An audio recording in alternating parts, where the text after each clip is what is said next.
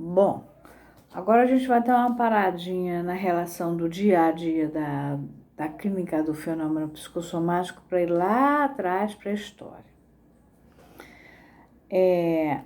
Eu disse no primeiro vídeo que o fenômeno psicossomático vinha de duas palavras gregas, psique, que é a alma gerada por um processo de mortificação. O que é isso?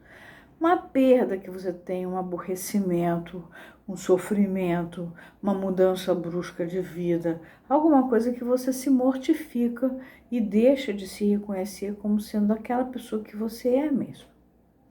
E soma é cadáver. Eu estou usando as palavras na sua origem, por quê? Origem não, melhor usar a palavra gênese. Eu estou usando as palavras da época do grego da Ilíada. Porque Lacan usa, eu estou ancorada, vou usar a ancoragem da psicossomática lacaniana. Lacan usa as palavras lá de onde é que elas surgiram. Então, eu vou usar o grego antigo. A nossa medicina vem da Grécia Antiga, por um lado. Por outro lado, ela tem uma influência judaica, e essa influência judaica também tem a ver com a escola de Avicena. Então, nós temos toda uma influência, só que na escola de Avicena era porque por volta do ano 1000 a Igreja Católica tinha tomado conta da medicina, a ponto que se você tinha que fazer parto, usava uma Nossa Senhora do Parto na barriga, se estava com dor de cabeça, uma Nossa Senhora da Cabeça aqui. Então, quem queria fazer medicina tinha que fugir. Vocês têm um romance, se não me engano, é do Noah Gordon, que ele conta, se chama The Physician, tá mal traduzido por O Físico. The Physician é o médico clínico. É a história de um rapazinho que morava lá em cima, na região da Inglaterra, mas mais lá em cima. Não naquela região do United Kingdom, mas lá em cima. E ele perde o pai e fica sem ninguém e acaba indo atrás de um barbeiro, e atrás do barbeiro ele vai descendo, vai parar na escola de Avicena e se torna um médico, e é uma escola grande. Os judeus, se vocês leem a Torá, desde o Levítico, tem determinações, olha, você cura isso assim, isso assado, ensopado e frito. Então, nós temos essas influências. Nós temos também da medicina egípcia. Existem livros de história da medicina, eu vou mostrar para vocês depois. Mas, de qualquer maneira, vamos, por causa da palavra psicossomática, para a medicina grega. É só um pequeno, só para dar um gostinho para vocês. O mito Hipócrates, que vocês conhecem, né, que é o fundador da medicina. Os médicos, quando se formam, leem o juramento de Hipócrates, né? Juro por Apolo, o médico, por Esculápio, que é Asclépio, por Ígia e Panaceia. Começa assim o juramento, né? Então, nessa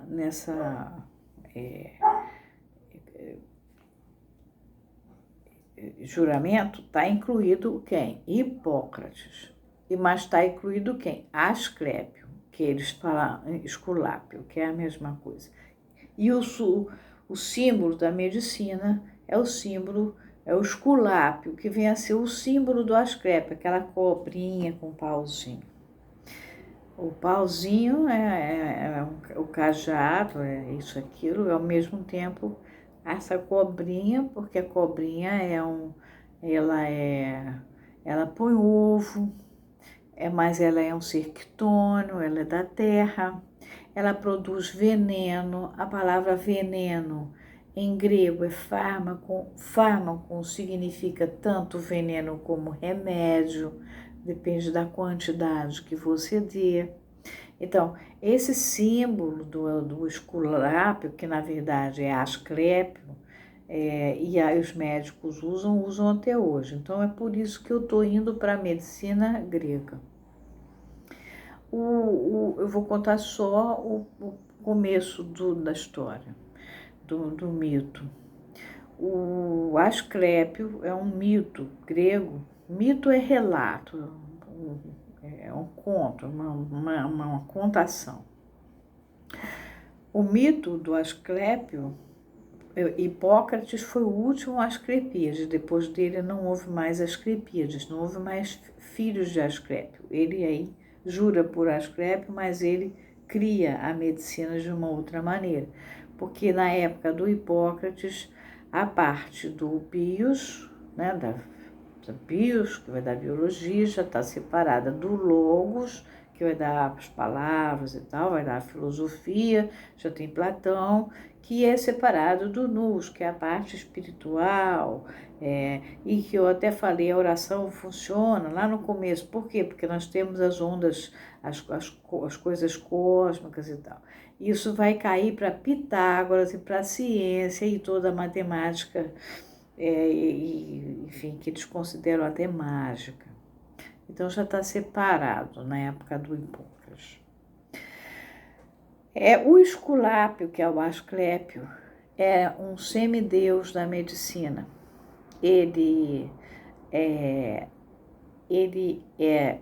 A história é que ele é um primeiro bebê que nasceu de cesariana.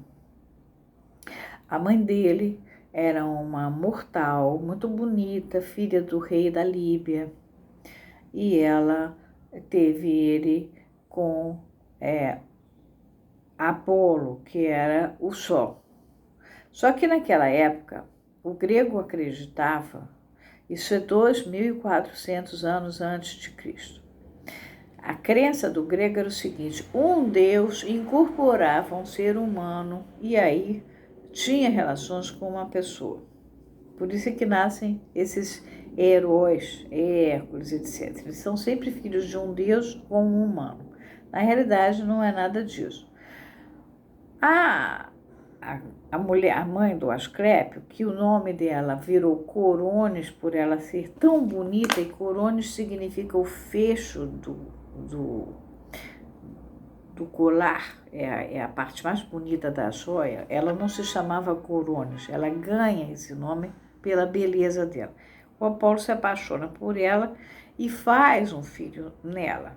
Mas, na verdade, o pai humano é o Isques. E aí o mito conta que a Coronis largou o Apolo para lá e foi embora com o Isques, um mortal. E aí o Apolo ficou com muita raiva e conversou com a irmã gêmea dele, a Artemis, que é a lua. E aí eles resolveram matar a Coronis e tirar por cesariana. Porque a palavra cesariana nasce por causa do César, que nasceu de cesariana. Mas isso bem antes de César existir, houve a cesariana que fez sair Asclépio da barriga de Coronis. Ele sai vivo. Asclépio então nasce desta maneira. Ele é filho do deus Apolo, porque estava incorporado num mortal chamado Isques. E ficou enciumado, chamou a irmã, que era Artemis, a lua, e aí tiraram a criança, mataram Coronis. Isso é a maneira de falar que a mãe morreu de parto, e aí a criança foi tirada por alguma parteira, né, que estava incorporando Artemis, e nasceu essa criança. Bom, essa criança é entregue ao Quiron, que é um pontífice, que é um homem que tinha, numa brincadeira com Hércules, um centauro. ele numa brincadeira com Hércules, ele se fere, Hércules sem querer fere ele. E aí, na perna, na coxa, ele fica com a metade do corpo de homem e a metade do corpo para baixo é de animal, são patas de animal. Esse é o pontífice a quem Apolo entrega esse filho, Asclépio, para ser criado por ele no Monte Pelion. Isso é para a gente entender que nós temos um lado animalesco nosso e, ao mesmo tempo, por isso que Freud vai falar no instinto de morte, por exemplo, mas vai falar também na pulsão de morte. Por quê? Porque a gente tem também um lado que é do ser humano, mais elevado. Não é só, a gente não é só um bicho homem, a gente é um homem com humanidade, com a característica de humano, de ser humano. A gente tem um domínio da linguagem, a gente fala, né? E isso faz toda a diferença. Então, o semideus da medicina, que é Asclépio, é criado por esse senhor, por esse centauro, no Monte Pelion, e esse centauro vai ensinar para ele os segredos do sol e da lua, da luz e da escuridão, do aspecto feminino, do aspecto masculino, e assim por diante. Vocês podem interpretar como quiserem. O taoísmo trabalha o tempo inteiro com esses dois aspectos, daí que aquele símbolo do yin e do yang é preto e branco, né? Então, essa tensão, essa polarização é que está em jogo lá atrás. Eu vou parar aqui a história do nascimento do Asclépio, porque senão fica muito grande. E depois eu vou contar a história de como é que esse Asclépio virou o semideus da medicina e criou a primeira escola de medicina daquela região que veio a se chamar depois de Grécia, né? Isso 2.400 anos antes de Cristo, tá bom? A gente para aqui.